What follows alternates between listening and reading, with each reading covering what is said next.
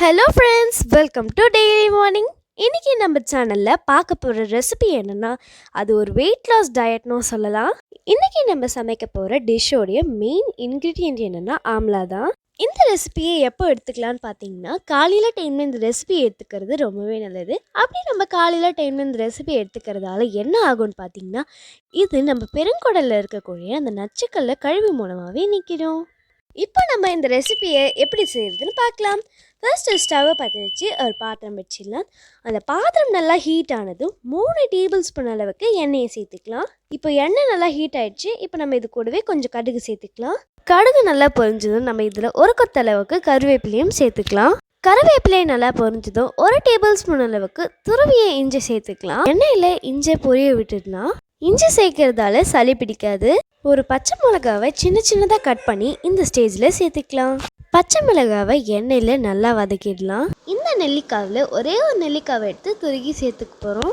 நம்ம சாப்பிட்ற உணவில் நெல்லிக்காயை சேர்த்துக்கிறதால அது நம்ம பெட்டில் இருக்கிற யூரிக் ஆசிடையும் டாக்ஸினையும் வெளியேற்றுது.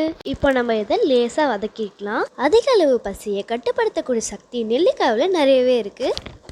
இப்போ நம்ம இதில் கொஞ்சமாக மஞ்சத்தூள் சேர்த்துக்கலாம். நெல்லிக்காவில் குளோரோஜெனிக் அமிலம் நிறையவே இருக்குது. அயன் சத்து எவ்வளோ இம்பார்ட்டன்ட்னு நம்மளுக்கு தெரியும். அயன் சத்து நெல்லிக்காவில் நிறையவே இருக்குது. இப்போ இதில் இந்த அளவுக்கு புதினா இலையை சேர்த்துக்கோங்க. வாய் துர்நாற்றம் ப்ராப்ளம் இருக்கிறவங்களுக்கு இந்த டயட்டை ஃபாலோ பண்ணிங்கன்னா உங்களுக்கு நல்ல பெனிஃபிட்ஸ் கிடைக்கும். இப்போ நம்ம இது கூடவே கொஞ்சோண்டு கொத்தமல்லி சேர்த்துக்கலாம். நெல்லிக்காவை ஒரு டயட்டாக மாற்றும் போது அதோட சத்துக்கள்லாம் வீணாயிடும் சொல்லுவாங்க. ஆனால் நம்ம இதை அதிக நேரத்துக்கு குக் பண்ண போகிறது கிடையாது.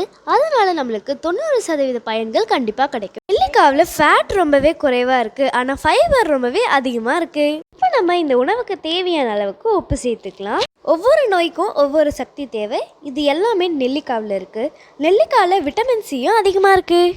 இப்போ நம்ம வடித்து ஆற வச்சிருக்கிற சாதத்தை இதில் சேர்த்துக்கலாம். இப்போ சாதத்தை நல்லா கிளறி விட்டாச்சு. இப்போ இது கூடவே 2 கிராம் அளவுக்கு மிளகுத்தூள் சேர்த்துக்கலாம். நம்மளுடைய ரெசிபி ரெடி ஆயிடுச்சு.